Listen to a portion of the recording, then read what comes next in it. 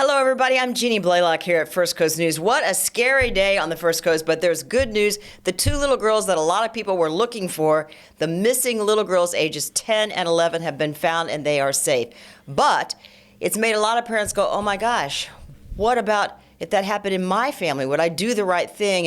And there are a lot of questions involved with this case. So we want to introduce Mark Bachman, our crime and safety analyst. He has 35 years experience in federal and local law enforcement. Mark, thank you for being here today.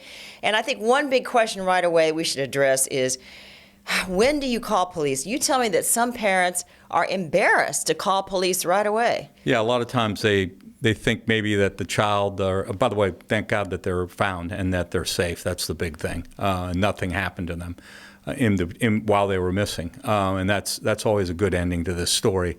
Unfortunately, the parents sometimes think that maybe they're with the neighbors next door. A child's playing with them. They have a sleepover or whatever. They get confused. They don't know if they said they could stay there or not, and next thing you know, they think it's okay. And then they realize, hey, wait a minute, that's not okay. So time becomes a factor, and especially a factor with law enforcement. They want to hear it right away. There should be never a delay in reporting that your child's missing, ever. So if you're worried, wants you to report that. Yeah, I mean, our parents worried they're going to get judged like that must be a really bad parent. They weren't watching their kids enough.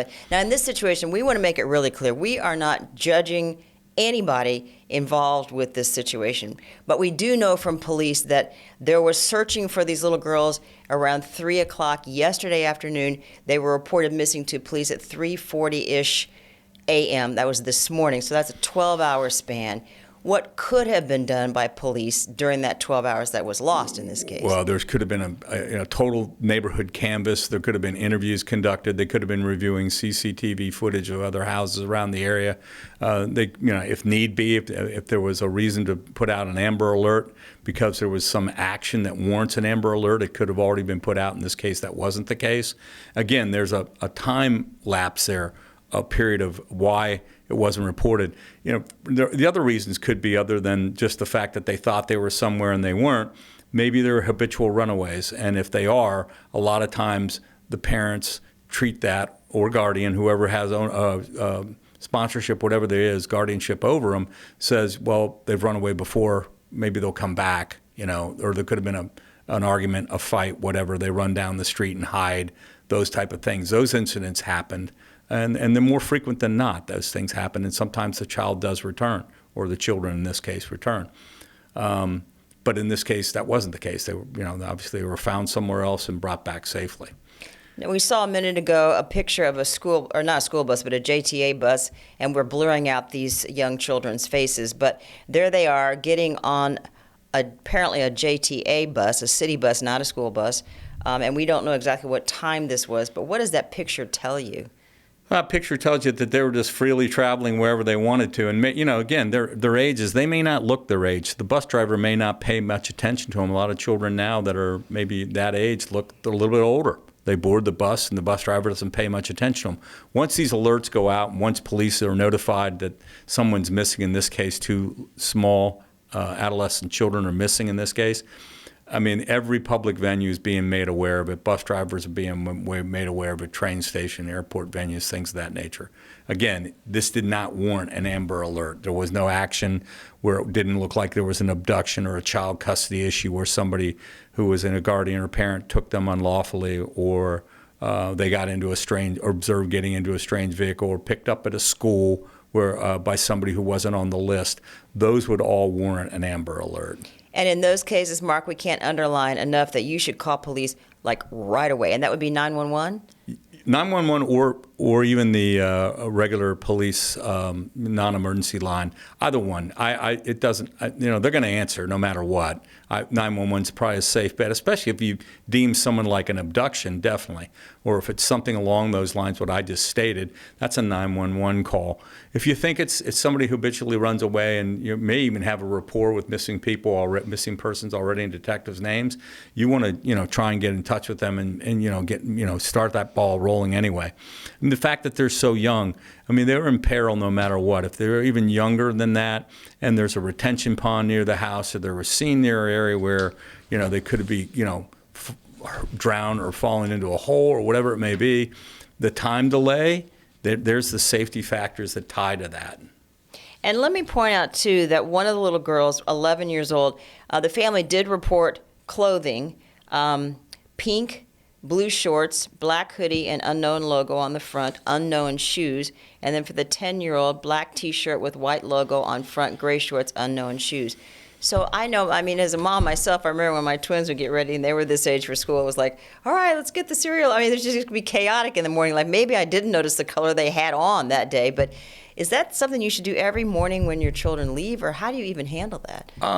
Yeah, do the best you can with your recollection. You have to remember what you put on them, or I would think it's good that you remember what they put on them. I too had twins. I didn't always get them prepared for school. I may not even see them. I may have already gone to work, but I may be the reporting nature element at that time, and my wife may not remember. All other than taking a picture of them every morning with your iPhone, I guess you could do that. But typically, I mean, you do the best you can. They're getting dressed and they're going out the door. They could change shirts at the last minute or will do whatever, and you may not even realize it, and they're out the door. So as I said, we are not trying to judge anybody because there are so many circumstances involved with this. I'm sure that we don't know, that police know behind the scenes. But when you look on Facebook, people are asking questions. And one of them on our Facebook page on First Coast News was 3 in the morning, 10 and 11, glad they are found. But a whole bunch of questions need to be asked. And somebody said 3:40 in the morning to report it. I don't understand that. So whatever happened in this situation, what does that say to you that all these hours went by, some 12 hours before police could even start on this case? Well, it just makes it harder on the police to go out and find them. I mean, there's a time factor built in. If in fact they were, hypothetically, let's say they were running away, now the distance they can travel is a lot greater because it hasn't been reported right away, or just the fact that like again, you don't have the wherewithal to determine how or where they walked to or how they left or whatever, because time has elapsed, so much time has elapsed. Now people may not have paid attention at that time when they left, but you're going to get out here and conduct canvass right away. You're going to use, you have a helicopter in the air. You may use canines or type dogs to track. I mean, all those things get delayed in the process when they're not reported right away. And these days, we depend on these phones all the time. And I can just see now kids going, well, Mom, I tried to call you, but my battery died, or I wasn't in a good Wi-Fi zone, or whatever. I mean, should you ever depend on a call from a child? Or should you have already talked to the parent maybe who is having the house where they spend the night? Yeah, you want to talk to the parent. Don't let the child tell you, hey, I told you earlier I was going to stay here, or remember Jimmy told you it was okay that I stay at the house with his mom and dad. No, I want to talk to Jimmy's mom and dad. I want to talk directly to an adult, find out where they're going to be. Are they going to be with you? Are they staying in the house? Are you going somewhere with them? These are the questions you need to ask the people that are going to take care of them there. I mean, they may be going to a skating rink or whatever. You want to know what they're doing, and you want to get that from the parent, not from, your child's friend who just came over and vouched for the fact that they're staying with them. Well, when I grew up, and I guess still now, if I've heard one time, I've heard it 1,000 times, nothing good happens after midnight. So everybody is, of course, free to make their own curfews for their own families. But let's take this just a little bit further. Obviously, police didn't think that this was an abduction or a kidnapping, or there would have been an Amber Alert. Right. But in those cases, you've worked a lot with missing persons and so forth. How quickly do abductors work? I mean, I know there's a time frame where the clock starts ticking really quickly. In a lot of cases, they stalk people, so they may know the child's movements if it's a child custody issue. So they work real quickly. They plan it out. I mean, a lot of these, if it's a stranger abduction, they may have stalked the child for a while, or they may just look for a child of opportunity, and they're just driving around a neighborhood. I mean, these are the dangers associated to that type of activity, and they're predators, basically. If it's a child custody matter and the person that has taken them it's not supposed to have the child during that time period, or not supposed to have the child at all, then, again, the time delay in reporting that becomes a factor. And again, those are Amber Alert issues. And people may wonder, let's just say that you live near a county line, and you don't know if your child's Duval County, or maybe they got in a car and went to St. John's or Nassau or something else. I mean, is it incumbent on you to call various police departments, or can you count on it if you call JSO that other police departments are going to get notified? JSO is going to put them into a database system, and it's going to be accessible to all the surrounding agencies. A lot of times it'll go into a national database where if they were going anywhere in the United States, the description and name of the individual missing is going to be put in there. And it goes in the missing children's database as well. Are there technology things you see parents using now where they know where their kids' phones are or their cars are? Do you recommend any of those sorts of things? I recommend that for tracking, finding them and putting a tracking device on the phone, yes, and making sure that they don't, you tell them, say, look, this isn't for me to keep an eye on you, it's for your safety. If you own the car, you can put a tracker on that car. You can put whatever you want on that car. If it's your car and you have the right to do it and they're driving it. There's nothing keeping you from doing that, and that's not necessarily a bad thing. So I've seen some parents look at their phones and go, oh, now my daughter's in such and such, or now my son's over at the pizza parlor. They know where they are. When that all first came out, kids were saying, well, that's none of my parents' business, but we're past that point, I hope. We're way past that point, and you got to take in consideration the age of the person. If the child's like 16 or 17, hopefully they're a little more responsible. Nowadays, children at 8, 9, 10, whatever it may be, they have cell phones. Put it on it, track them. Their decision-making process isn't going to be as good, hopefully, as a 17 or you hope that they have a good decision-making process. But usually when they get in the later adolescent years, you're wanting them to be more responsible. That's why you're instilling certain things into them as they go forward. Now, our Zach Wilcox is out on the scene. He's been there all day, and he talked with a family member of one of the girls, I believe the one who was 11. So starting tonight at 5:30, you'll hear Zach's live reports, 5:30, and 6 tonight. And Mark, you'll be on with me speaking more about this at 5:30. But as we wrap this up just now on streaming, if you just had to summarize like the two things that we should all learn from this today, it was scary, it was frantic, it turned out okay for these two young girls, aged 10 and 11, but what are the two things we should take away? Well, it's a misnomer that you have to wait a certain period of time to call the authorities.